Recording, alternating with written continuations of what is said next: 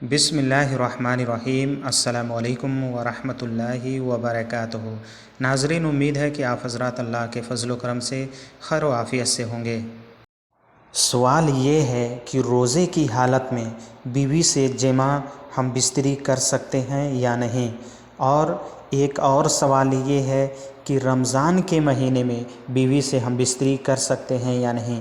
तो बिलाशुबहा रमज़ानुल मुबारक के महीने में बीवी से जमा करने यानी हम बिस्तर होने के 3 बड़े फ़ायदे होते हैं। पहला फ़ायदा ये है कि रमज़ानुल मुबारक के महीना जो है बहुत ही बाबरकत महीना है। जब इंसान नॉर्मल महीनों में बीवी के साथ जमा करता है तो शैतान जो है उसके कमरे तक चला आता है और मियाँ और बीवी के इख्तलाफात को मज़ीद बढ़ाता है और नाइत्तफ़ाक़ी को भी मज़ीद बढ़ाता है। यहाँ तक कि रमज़ानुल मुबारक के अलावा अगर जो शरीयत मुतहरा के मुताबिक मियाँ और बीवी जो आपस में हम बिस्तर होते हैं, जो हम बिस्तरी की जाती है, तो उस हम बिस्तरी के दौरान शैतान का भी मुदाखलत होता है और इंसान नमाज से भी काफ़ी दूर रहता है। इसलिए वो नुत्फ़ा जो शिकम में जाता है तो वो नुत्फ़ा से जो औलाद पैदा होता है वो औलाद जो है सालिह पैदा होने की बहुत कम चांस होता है।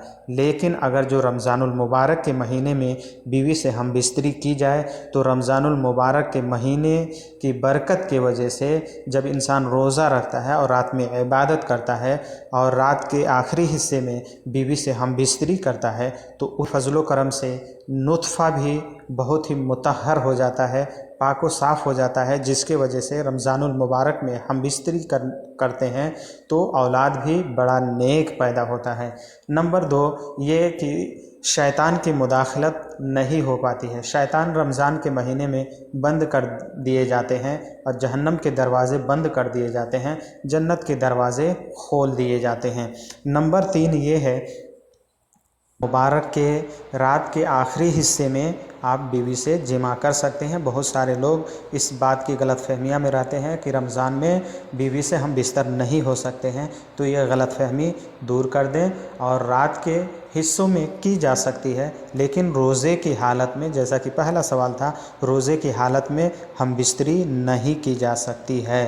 अगर जो हम बिस्तरी हो गई तो इसका इलाज क्या है, आइए हदीस की रोशनी में समाअत फरमाते हैं। तो अब सवाल ये पैदा होता है कि हालत रोज़ा में बीवी से हम बिस्तरी कर सकते हैं या नहीं। वीडियो को आखिर तक देखें, इंशाअल्लाह आपको आपके सवालों का जवाब मिल जाएगा। और ये सवाल जो है बहुत ही पेचीदा है। रमज़ान में बीवी से जमा करना ये तो बात समझ में आती है, लेकिन रमज़ान में रोज़े की हालत में बीवी से जमा करना ये कैसे पॉसिबल है।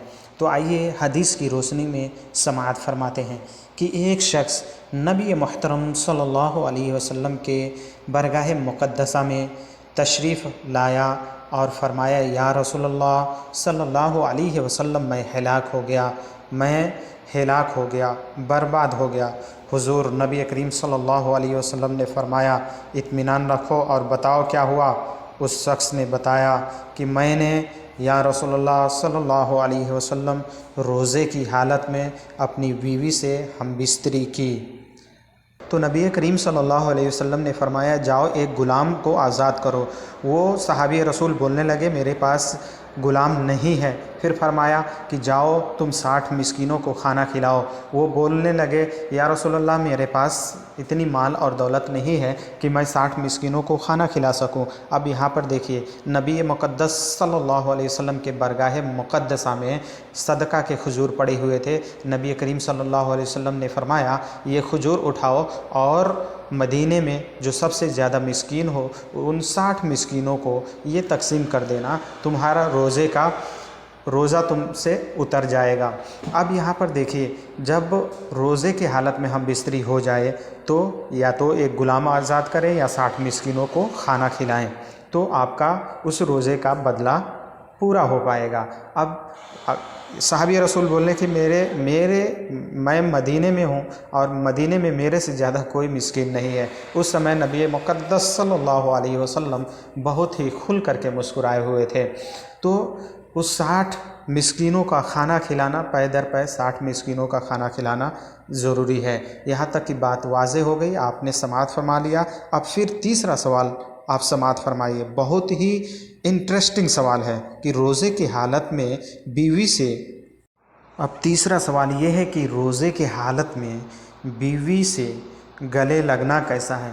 اب سب کچھ آپ لوگوں نے اس ویڈیو میں جان لیا، اور اس ویڈیو کو خوب شیئر کیجئے اور اپنے دوستوں احباب میں بھی اسے بھیجیے تاکہ وہ حضرات بھی جان سکیں، اور جو حضرات چینل پہ نئے ہیں وہ چینل کو ضرور سبسکرائب کر لیں تاکہ ہماری آنے والی ہر ویڈیو سب سے پہلے آپ کو موصول ہو جائے۔